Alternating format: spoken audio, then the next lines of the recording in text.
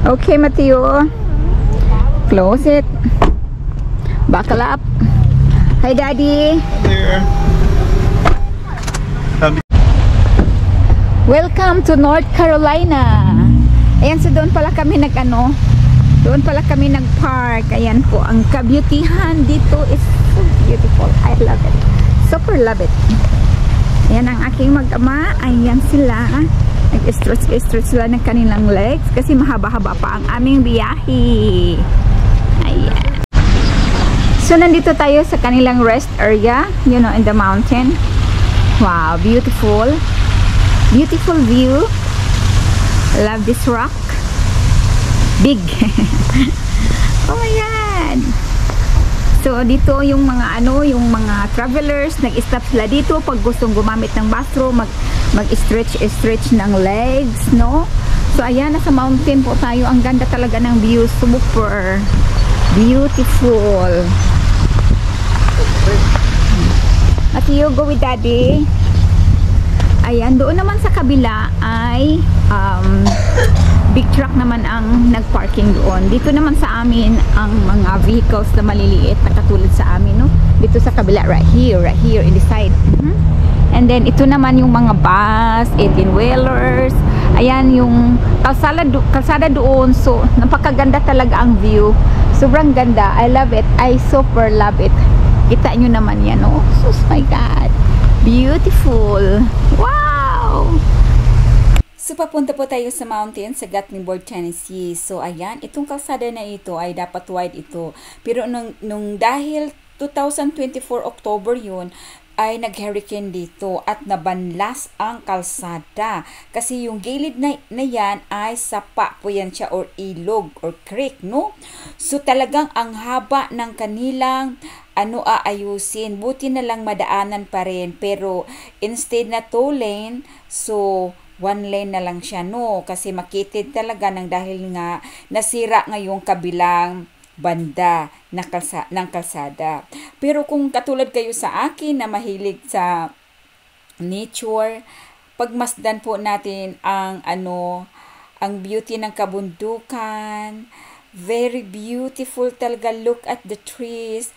It's a mountain pero punong-puno siya ng mga kahoy. Kulay verde yung mga dahon. Ang ganda talagang pagmasdan. Ako'y aliw na aliw talaga dyan.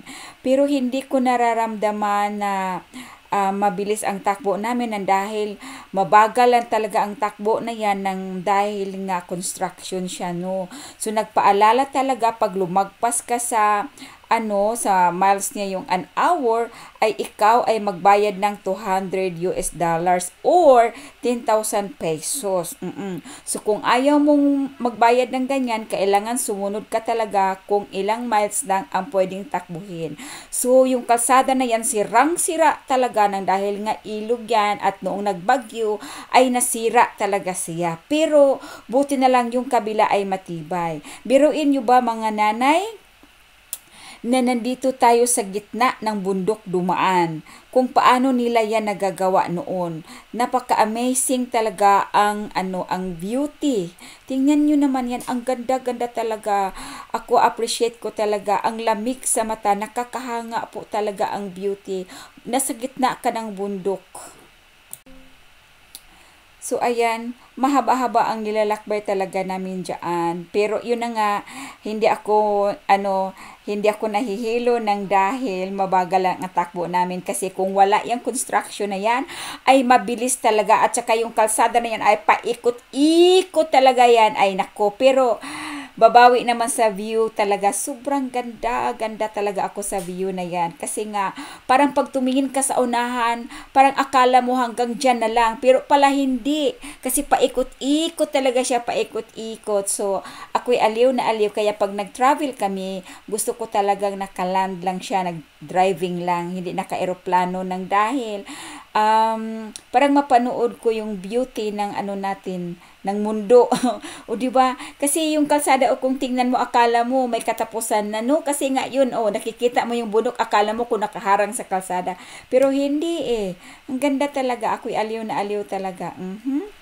So, ayan na nga, nang dahil vacation, talagang dadalhin namin si Matthew kung saan-saan. Parang ma-feel talaga niya na siya nagbakasyon. So, pupunta kami doon sa bundok ng Gatlinburg at mag-stay kami sa resorts kasi parang may tubig din, may lazy river, may swimming pool, hot tub, and everything. So, para namang hindi maburo ang anak namin sa bahay. Kaya kami lalabas talaga, parang maaliw namin ang aming anak at ma-feel talaga niya na ang kanyang vacation. Mga nanay, tingnan nyo naman ang beauty. Tingnan nyo mga punong kahoy, ang ilalim, napakalinis talaga at saka green na green. Ako talaga hangang-hanga talaga, ay nako. Kahit araw-arawin ko yan pagmasdan mga kananay, hindi talaga ako magsasawa ng dahil talagang gustong-gusto ko talagang panoorin yan.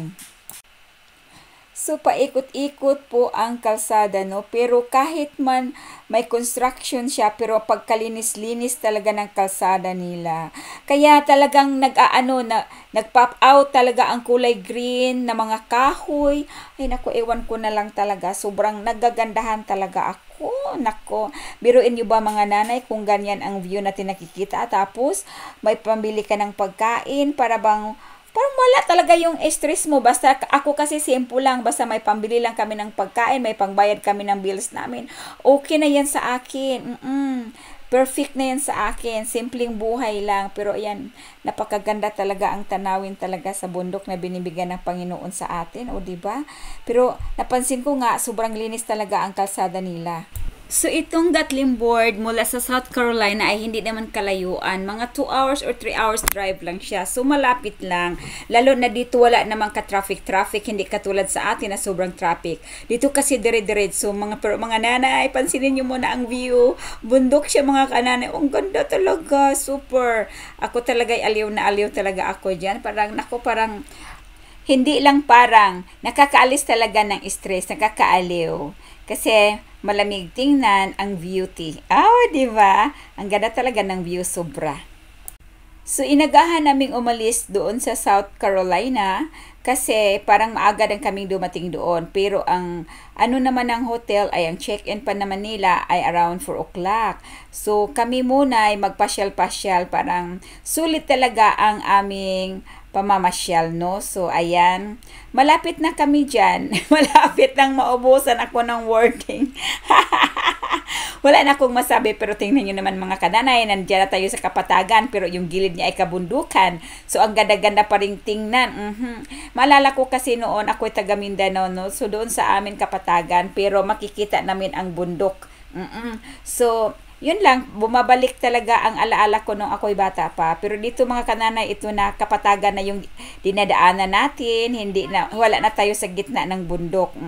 Tapos na doon sa construction na napakahaba talaga. So dito, mabilis na ang takbirds. Ang takbo dito mga kananay kasi wala ng construction na nagpaalala na bagalan nyo. I think 25 miles an hour lang ata doon sa construction area.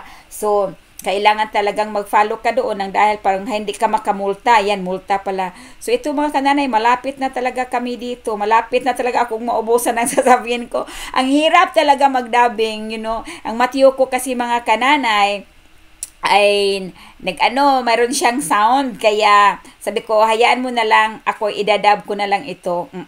Hindi biro magdubbing, ay basta nakakalito. Bas gusto ko talaga yung actual na nagsasalita ako kaysa magdubbing ako, no? So, ayan. Pero ang ganda talaga ng beauty natin mga kananay. Kayo ba'y naaaliw? Ako aliw na aliw ako sa mga nakikita ko dahil nga super linis at super green. At tingnan nyo naman ang mga damo nila kahit nasa tabi ng kalsada pero nakagupit talaga yung uniform yung mga damo nila, no? Diba? Kasi may nagmi-maintain talaga sa kalsada nila dito. Oo. Pinapahalagahan talaga nila ang kanilang kalsada. Sana all. Sana all. May nakikita ba kayo ng isang plastic man dyan? Wala. Malinis talaga. At tingnan nyo naman ay sus ko, pagkaganda-ganda talaga ang tabi ng kalsada nila. Ay nako, nawawala talaga ang stress. Ako talaga ay parang gibayaw sa langit kasi nga malinis nga talaga siya. Biruin nyo ba? Yung hinihinga natin ay napakalinis. Wala siyang carbon dioxide. All is an oxygen. Good na. Diba? Sana all. Mapasana all na lang talaga tayo nito. Pero tingnan nyo naman yan, walang kabahay-bahay niyan. Pero tingnan nyo naman ang mga damo nila, kahit walang bahay, wala lahat, ay ginugupit pa rin.